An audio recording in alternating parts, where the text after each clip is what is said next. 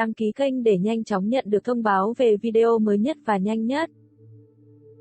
Vào sáng hôm 22 tháng 1, truyền thông Trung Quốc đăng tải những hình ảnh mới nhất về chuyện tình cảm giữa Ngụy Đại Huân và Dương Mịch. Tối hôm đó, nam diễn viên họ Ngụy đang bận rộn quay quảng cáo.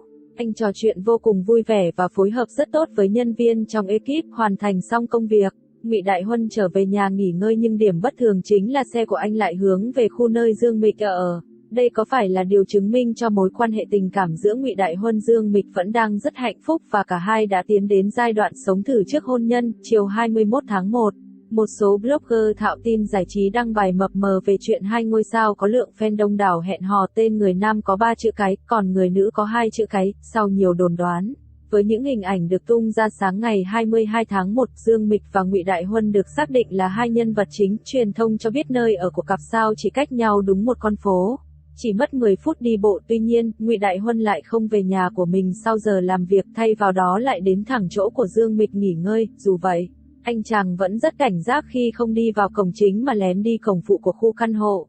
Điều này khiến nghi vấn sao nữ phù giao hoàng hậu và bạn trai kém tuổi đã chính thức dọn về chung sống lần nữa gây bàn tán trong dư luận. Theo người hâm mộ, hiện tại họ chỉ đợi bộ đôi diễn viên xác nhận quan hệ tình ái. Ai cũng biết họ đang hẹn hò, chỉ là họ không muốn thừa nhận. Khán giả bình luận dưới bài đăng của Sina. Dương Mịch và bạn trai kém 3 tuổi được bắt gặp hẹn hò từ tháng 8 năm 2019, sau đó, có nhiều bằng chứng cho thấy họ mặc đồ đôi, du lịch cùng nhau, thậm chí, cặp sao còn bị chụp ảnh ra vào khách sạn. Trong một video gửi tới người hâm mộ, khán giả phát hiện rèm cửa và đồ dùng trong nhà của hai diễn viên giống nhau. Tuy nhiên, đến nay Dương Mịch và Ngụy Đại Huân vẫn chưa lên tiếng thừa nhận tình cảm. Ngày hôm qua, một tài khoản blogger gây xôn xao khi chia sẻ thông tin một sao nam sở hữu 30 triệu fan hiện đã có con 1 tuổi.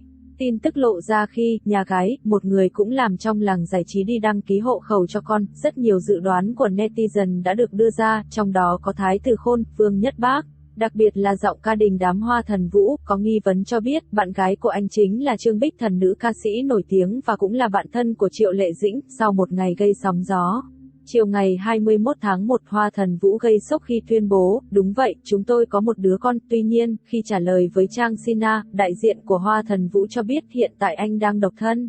Cặp đôi không hề kết hôn và hiện không hẹn hò, cả hai quyết định cùng nhau nuôi dưỡng con gái nhỏ.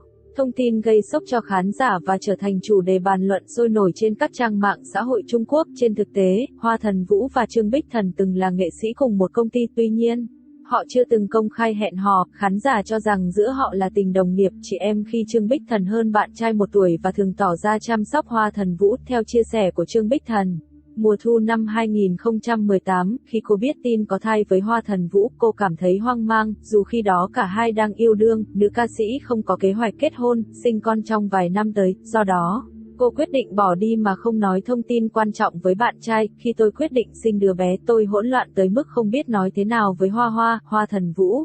Tôi cũng không nghĩ đến phản ứng hay câu trả lời của anh ấy. Vì vậy, dù đang yêu nhau, tôi vẫn lựa chọn bỏ đi, tự mình hoàn thành tất cả. Tôi biết đây là hành động ngu xuẩn, nhưng việc này vượt qua thế giới hiểu biết của tôi, cho nên, dưới tình huống Hoa không biết về chuyện mang thai, tôi đã trở thành một người mẹ. Trương Bích Thần chia sẻ. Nữ ca sĩ cắt đứt liên lạc với bạn trai, tự mình sinh con. Tuy nhiên, khi con lớn lên, cô cảm thấy phải cho con một mái ấm gia đình và một người cha.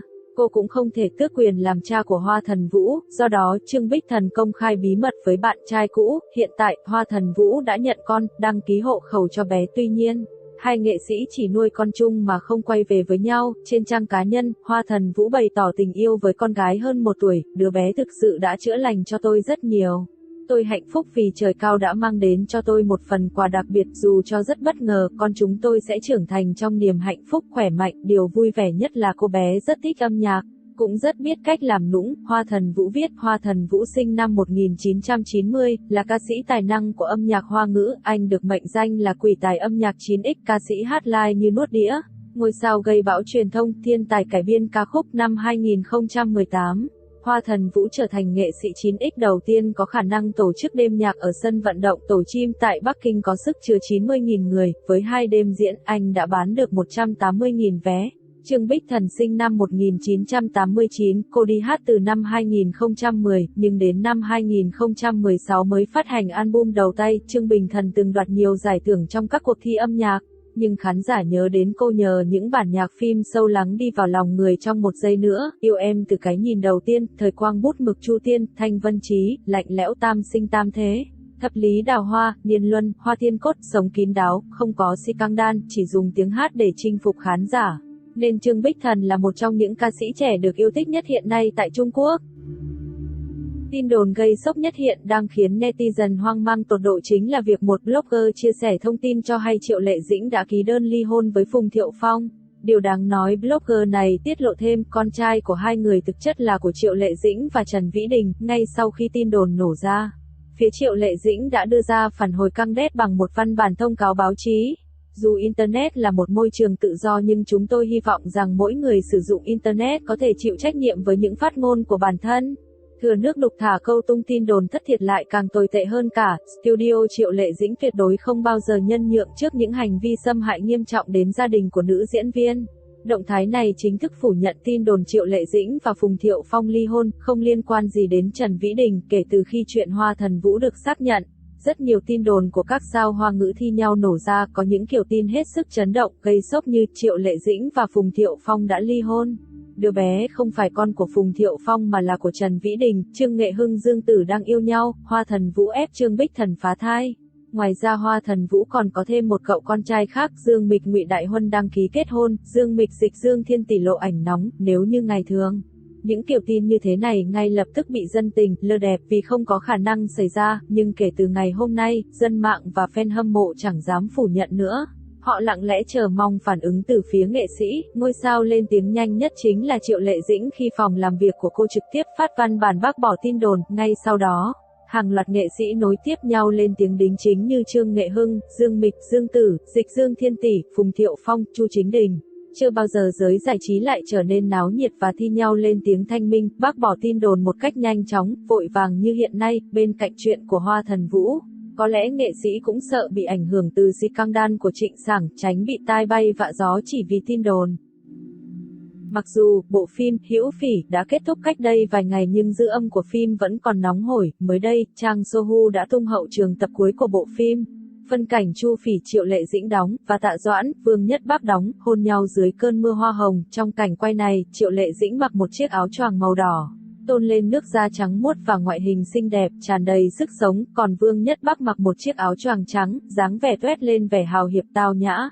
Dù được quay trong trường quay với nhiều cảnh nhân tạo, phông xanh nhưng phân cảnh này lại lãng mạn và nên thơ như trong khung cảnh thần tiên, có thể thấy dù lên phim, cảnh quay chỉ kéo dài vài giây nhưng cả hai đã phải quay rất miệt mài. Trong các phân cảnh hậu trường, đạo diễn phải chỉ đạo từ cách nghiêng đầu, cách kết hợp góc quay cho hai diễn viên để lấy được từ cảnh cận cảnh chung. Cả Triệu Lệ Dĩnh và Vương Nhất Bác đều phối hợp với nhau khá ăn ý, để tạo nên một nụ hôn lãng mạn và bầu không khí đẹp với những cánh hoa rơi. Người hâm mộ cho rằng, ở nhiều khoảnh khắc hậu trường cảnh hôn này còn đẹp hơn cả trên phim về màu sắc lẫn khung cảnh.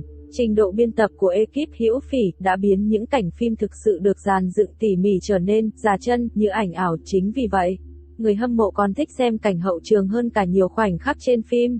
Fan của Vương Nhất Bác đồng loạt thể hiện sự ghen tị với nữ chính Triệu Lệ Dĩnh nhưng cũng thừa nhận họ không ngừng tua đi tua lại cảnh hậu trường siêu ngọt ngào này.